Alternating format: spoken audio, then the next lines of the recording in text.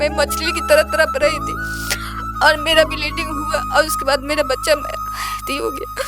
तो आपको जबरदस्ती मतलब गर्भपात करने के लिए दवाई दी गई? जी सर।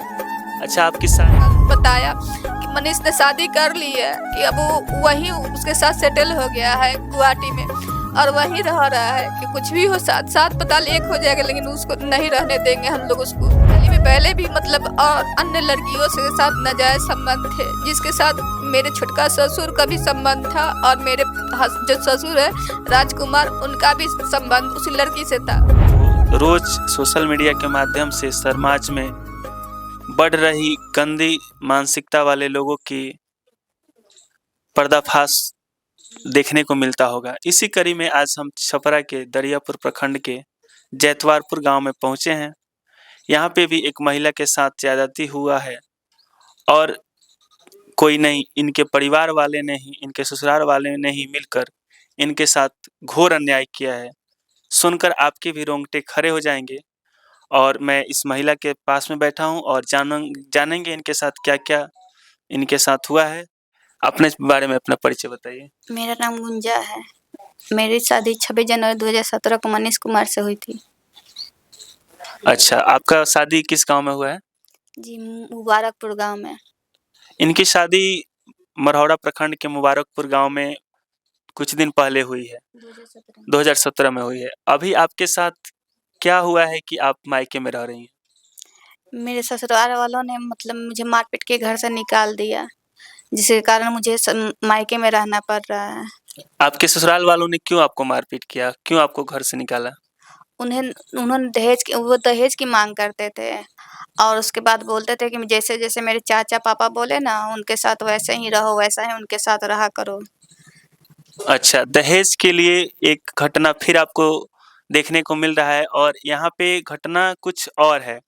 यहाँ पे घटना ये है कि इनके पति के द्वारा इनके ससुर और उनके भाई पे दबाव बनाया जा रहा है।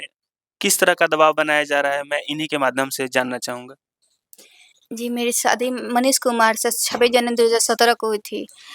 मेरे सास जो है उषा देवी, वो मुझे कहती थी कि तुम्हारी जोड़ी मेरे बेटे के साथ नहीं, बल्कि मेरे देवर आनंद सोनी के साथ शोभा देती है। मैंने बोला कि वो मेरे ससुर, आप ऐसा क्यों बोल रहे हैं? तो उसके बाद से मेरे सास, मेरी ननद, मेरे छोटका ससुर, मेरे पति और मेरा ससुर लोग दबाव डालते थे कि मैं छोटका ससुर से बात करूं और उनको मतलब उनको फंसा के और उनसे पैसे लेके इनको दूं, क्योंकि इनकी बेटियों की शादी करनी थी। अच्छा, और आपके ससुर और आपके जो चाचा, आपके मतलब आप चाचा लगते हैं, जो चचेरा ससुर थे, वो क्या एक ही साथ रहते थे कि अलग-अलग? जी, सब लोग एक ही साथ जॉइंट फैमिली में अच्छा, रहते हैं। जॉइंट फैमिली में। जी। तो आपके सास के द्वारा दबाव बनाया जा रहा था? जी हाँ, ये सभी के मिल के दबाव बनाते थे। अच्छा, कि आपके चचेरा ससुर से आपका संबंध हो, इस तरह का? जी। वो लोग चाहते थे कि हम उनको खुश रखें तो वो लोग खुश रहेंगे, उनके पैसे वो देंगे तो मतलब वो उनसे पैसे लेके मैं उनको दूँ, अपने सास-ससुर को दूँ और उनकी बेटिया की शादी होगी। जिसके कारण मुझ पे दबाव ये लोग डालते थे कि मैं उनसे बात करूँ, उनको मतलब खुश रखा करूँ। तो इस पे आपके पति की क्या प्रतिक्रिया होती थी? आपके पति मना आपको नहीं करते थे? जी नहीं, मेरे पति मना नहीं करते, बल्कि बोलते थे कि जैसा वो लोग बोल रहे हैं, तैसा तुमको करने में क्या जाता है। अच्छा, तो यह खबर आपने अपने मायके वाले को नहीं बताया? जी, मैंने बताया था, तो शुरू से मैं सब वो लोग को लगा कि ससुर है, बात-वात हँसी-मज़ाक करता होगा, तो कोई उस पे उतना ध्यान नहीं दिया। अच्छा, तो मतलब ससुर थे आपको, तो वो ज़बरदस्ती आपके साथ करते थे कि आपकी भी उसमें रज़ामंदी थी? जी नहीं, मेरी रज़ामंदी नहीं थी, 1% भी नहीं। और आपके पति क्या करते हैं? पति रामन और लोहिया में जॉब करते थे। अच्छा, तो उनके द्वारा भी आपको ये दबाव बनाया जा रहा था कि आप इनके साथ रहिए, इनसे बात कीजिए और इनसे पैसा लीजिए, जी। इस तरह की दबाव बनाया जा रहा था। तो फिर आपने क्या किया? जी, यहाँ से यहाँ मेरी सास नंदों ने मतलब मेरा जीना हराम कर रखा था। हर बार मारपीट करते और मुझे मेरे मायके भेज देते। फिर बुलाते और उसके बाद मुझे वहाँ जलील करते सबके सामने कि तुम अच्छी घर की रहती ना, तो तुम नहीं आते। तुम क्योंकि बहू 4 साल 2 साल अपने मायके रहती नहीं है, जबकि वो खुद बुलाती थी। मेरी ननद आती थी, मेरे देवर आते थे मुझे लेने और हम जाते थे। जाते के साथ ही मतलब मेरे जो गहने हैं और कपड़े हैं तुरंत मतलब क्या था ये तो मुझे आज तक नहीं पता चला। बस जाते-जाते तुरंत मेरे गहने कपड़े खुलवा दिए जाते थे। भाभी खोल दो नहीं तो खराब हो जाएगा, खराब हो जाएगा। यानी कि और मुझे उल्टी होती है जिसके कारण मतलब मैं लत हो जाती थी। तो फिर भी वो लोग इतना बेचैन कर देते जिसके कारण मुझे गहने और कपड़े जल्दी से जल्दी खोलना पड़ता था। अच्छा, तो ये आपका शादी के इतने दिन हो गए, क्या आपके बच्चे भी हैं? जी, 2 बार थे बच्चे, मैं 2 बार प्रेग्नेंट हुई। मेरे हस्बैंड ने कहा कि वो एक बार तो यहाँ पे मेरे घर पे आके मेरे हस्बैंड ने मुझे दवाई खिलाई।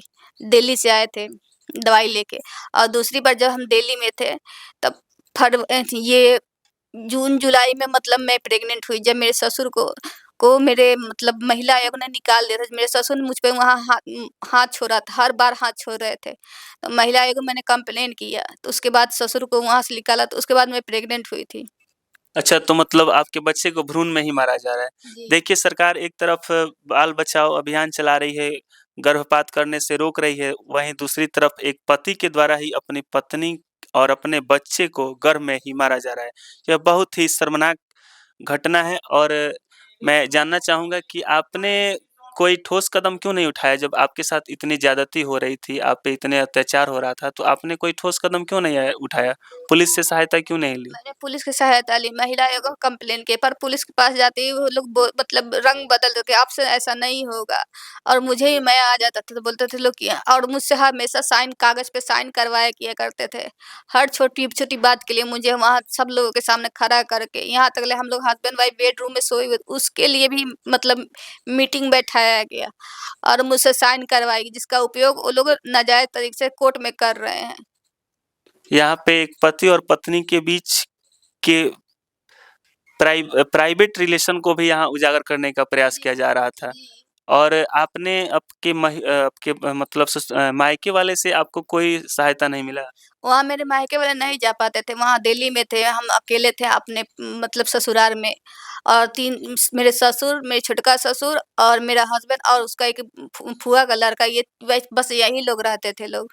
मतलब सारे के सारे लोग भ्रष्ट थे, सारे लोग मिलकर आप पे मतलब अत्याचार कर रहे थे। जी। कोई आपका वहाँ पे समर्थन करने वाला नहीं। जी नहीं, हर जगह इन लोगों ने हल्ला कर दिया था जो मैं मतलब मेरा मन मतलब पागलों जैसा हो जाओ। थोड़ी देर के लिए मैं घर से बाहर भी जाती या छत पे भी जाती, तो उन लोगों ने हवा उड़ा दिया कि ये मतलब भाग गई, भाग गई। हर दिन तीसरे दिन मुझे सुनने को मिलता कि कोई बोलता कि अरे गुंजा, तुम्हारे ससुर ने बोला कि तुम कल गई थी। आंटी आप तो देखी थी ना, हम छत पे आए थे। हाँ, तो तुम्हारे ससुर ऐसे-ऐसे बोल रहा था। मैंने हद है, हम क्या करें बताइए, आप देखिए कैसे हमको परेशान कर रहा है। ससुर मेरे ज़बरदस्त, छोटका ससुर नहीं रहते थे, कर ज़बरदस्ती किस करने की कोशिश करता। कितना-कितना वो लोग कोशिश किया, हमको मेरा हस्बैंड बोलता है तुमको छत पर से ढकेल देंगे, सीढ़ी पर से ढकेल देंगे, कि दिल्ली में ऐसा होता है। जिसकी जानकारी मैंने महिला जो दिल्ली की महिला है उनको दिया मैंने। अच्छा, इतना आपके साथ होते रहा और आप सहते रहीं। आखिर कब जाकर यह मामला इस मुकाम पे आया कि आपको अपने मायके में आना पड़ा? जी, वहाँ से मारपीट करके मतलब हमको वहाँ से निकाला लोग, यहाँ फिर लेके आया लोग, और उसके बाद हमको मारपीट करके यहाँ से निकाल दिया। उसके बाद हम 2018 के 8वाँ महीने के बाद से हम यहीं रह रहे हैं। मतलब 2018 से आप यहीं पे रह रही हैं। जी, 8वाँ महीना के बाद से हम यहीं रह रहे हैं, यानी 9 महीने से हम यहीं रह रहे हैं। तो अभी आपके ससुराल वालों ने आपकी खोज खबर लेने के लिए कोई सूचना या कभी प्रयास किया कि नहीं? जी, कभी नहीं, बस शुरू से यही बोले कि तुमको नहीं रहने देंगे। जी, शादी के 2 दिन बाद से ये लोग बोल रहे हैं, तुमको बसने नहीं देंगे, तुमको बसने नहीं देंगे। जिसके कारण हमेशा मेरी सास बोलती थी कि मनीष की दूसरी शादी करवाएँगे, और उन्होंने दूसरी शादी करवा दी है मेरे पति की। आपके पति की दूसरी शादी हो चुकी है? जी। अभी तो आपने एफआईआर भी किया है? जी, मैंने एफआईआर भी किया है, और कल सुनने को मिला है कि वो अपने गाँव में आए हुए थे, तो उन्होंने कहा है कि हाँ, मैंने शादी कर ली है, कि जो कुछ हो जाए, मैं उसको नहीं रखूँगा और नहीं रहने दूँगा, कि जो उखाड़ना है उखाड़ ले मेरा, क्या कर लेगी मेरा। अच्छा, तो पुलिस की तरफ से क्या कार्रवाई अभी तक हुई है? जी, पुलिस की तरफ से कोई कार्रवाई नहीं हुई है। अच्छा, देखिए इन पे बहुत ही ज़ुल्म हुआ है, ज़ुल्म सुनकर आपके भी कलेजा मतलब पिघल जाएगा, इस तरह की इन पे ज़ुल्म हुआ है। और अभी आप यहाँ पे रह रही हैं, तो अभी आपके जब तक मामला कोर्ट में है, तब तक आपके पति ने दूसरी शादी कैसे कर ली? जी, उन्होंने दूसरी शादी करके और गुवाहाटी के किसी हॉस्पिटल में काम कर रहा है, वहीं रह रख रहा है, और हर तरह मुझे हर जगह पे मुझे बदनाम कर रहा है कि कुछ भी कर ले मैं कि ये इसका बच्चा जो था वो मेरा नहीं था। उसको बोलता दिल्ली में भी बोला था कि वो बच्चा जो उसका था वो उसका जबकि वो उसी का बच्चा था। उसने बोला कि वो बच्चा मेरा नहीं बल्कि चाचा या पापा का है। तो फिर आपने उसको जाँच टेस्ट क्यों नहीं करवाया? डीएनए टेस्ट करवाना चाहिए आपको। जी, मैंने बोला उससे कि चलिए आपको नहीं पता है, चलो मैं आपको पता करवा देती हूँ डीएनए टेस्ट कर नहीं मुझे कुछ नहीं जानना है। उसके बाद वो मतलब सब ठीक हो गया और धीरे-धीरे वो मेरे लिए मतलब कुछ-कुछ खाने के लिए पहले कुछ भी नहीं लाता था, ₹1 का भी कुछ नहीं लाता था। तो धीरे-धीरे मेरे लिए जूस से कुछ-कुछ लाने लगा। तो मैंने बोला कि शायद मन परिवर्तन हो गया होगा बच्चे का सुन के, पर नहीं उसका कुछ भी नहीं हुआ था।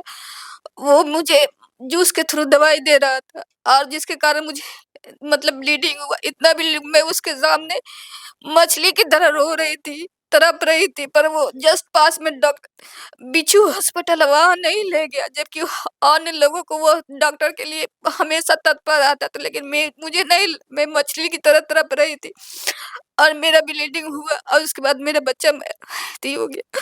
तो आपको ज़बरदस्ती मतलब गर्भपात करने के लिए दवाई दी गई। जी सर।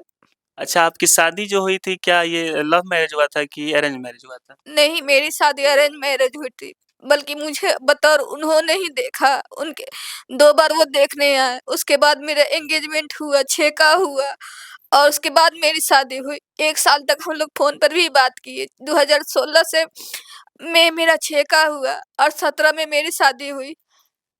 मतलब इतने प्रक्रिया होने के बाद भी इतने दिन आप शादी के पहले बात भी की, उसके बाद भी आपको वो पसंद नहीं कर रहे थे। इसके पीछे क्या कारण हो सकता है? जी, वो पसंद कर रहे थे, लेकिन वो बोलते थे उनकी पसंद से ही मेरी शादी हुई है। उन्होंने बोला था कि मेरे पसंद का चाचा के पसंद से नहीं। वो लोग बोलते थे ना कि चाचा के साथ मिल के रहोगी ना तो तुम मतलब अच्छा से रहोगी, चाचा से विद्रोह करोगी ना। वो बोलते थे कि तुम मगर से बैर ले रही हो। क्या चाचा क्या कुछ काम करते हैं? क्या उन्हीं का चलती है उस घर में क्या? जी हाँ, उनके चाचा की ही चलती है। उनके चाचा उनकी मम्मी का बोलते थे, उनकी मम्मी के खर्चे उठाते हैं। वो भी मुझे बोलते थे कि जैसे तुम्हारी सास की खर्चे मैं चलाता हूँ ना, वैसे तेरी भी खर्ची चलाऊँगा। चल के तू मेरे साथ चल के मार्केट में चल के सब चीज़ अपने लिए खरीद। मैंने बोला कि मुझे किसी चीज़ की ज़रूरत नहीं है। तो वो बोलते थे कि तुम मनीष कुछ नहीं खरीदेगा जब तक मैं नहीं बोलूँगा। मैंने बोला कि मुझे किसी चीज़ की ज़रूरत नहीं है। मुझे बस मेरे हस्बैंड का साथ चाहिए। बताइए यहाँ पे एक पति के द्वारा पैसे के लिए अपनी ही पत्नी को अपने चाचा के पास भेजा जा रहा है। इससे शर्मनाक घटना नहीं हो सकती।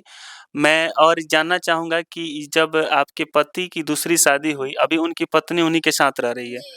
और आपके जो चाचा थे, आपने जो केस किया है उनमें कित कि सभी सभी लोगों पे केस किया जी, होगा। मैंने सभी पे केस किया है और ये जो शादी वाला है उस पे उनके चाचा, उनके माँ और उनके पापा पे किए हैं और मैं अपने हस्बैंड पर किए हैं।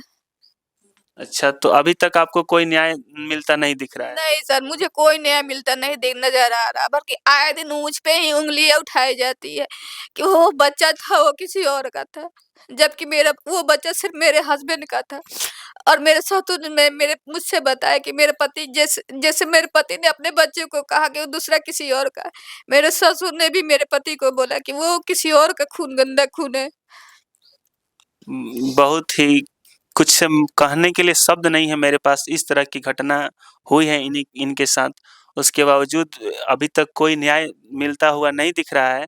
अच्छा, आप अभी मायके में रह रही हैं और आपसे उनसे बात-वात हो नहीं रही है, फिर कैसे आपको उनके बारे में पता चल रहा है? जी, उनके अगल-बगल के लोग कोई-कोई बता देता है कि देखो मनीष ऐसे-ऐसे बोल रहा था। हम लोग गए थे मरौरा था अपने गाँव मुबारकपुर गाँव में पंचायत में। वहाँ पे मतलब इधर से सब लोग गया था ना तो उनसे मेरे हस्बैंड और उसका मतलब चाचा बताया कि मनीष ने शादी कर ली है कि अब वो वहीं उसके साथ सेटल हो गया है गुवाहाटी में और वहीं रह रहा है कि कुछ भी हो सात पताल एक हो जाएगा लेकिन उसको नहीं रहने देंगे हम लोग उसको। तो क्या आपके पति का शादी से पहले से ही उस महिला के साथ चक्कर था क्या? इस तरह की घटना अगर सामने आ रही है तो कहीं न कहीं उस महिला के साथ उनकी पहले से चक्कर होगी। इसीलिए तो अपनी पत्नी को दूसरे के पास भेज रहे हैं या क्या मजबूरी हो सकती है? नहीं, मेरे हस्बैंड के दिल्ली में पहले भी मतलब और अन्य लड़कियों से साथ नाजायज़ संबंध थे, जिसके साथ मेरे छुटका ससुर का भी संबंध था और मेरे जो ससुर है राजकुमार उनका भी संबंध उसी लड़की से था। अब वैसा ही वो लोग मुझसे भी मतलब चाहते थे कि जैसे उस लड़की उनके साथ रहती थी, मैं भी अपने ससुर और छोटका ससुर के साथ में रहूँ। हद है एक तरह जहाँ सरकार महिला सशक्तिकरण की बातें कर रही हैं, सरकारी नौकरी से लेके आम चुनाव तक में महिला को आरक्षण देकर सशक्त बनाने की कोशिश कर रही है, वहीं समाज में कुछ दानव राक्षस प्रवृत्ति के लोग हैं, जो महिला सशक्तिकरण के सरकार की इस नीति को धज्जियाँ उड़ाने पे तुले हुए हैं। यही घटना आपको दिख रही है। इस घटना से आप समझ सकते हैं कि समाज में किस-किस तरह के लोग रह रहे हैं और आए दिन किस-किस तरह की घटना आपको देखने को मिल रही है। धन्यवाद, मिलेंगे फिर नए खबर के साथ।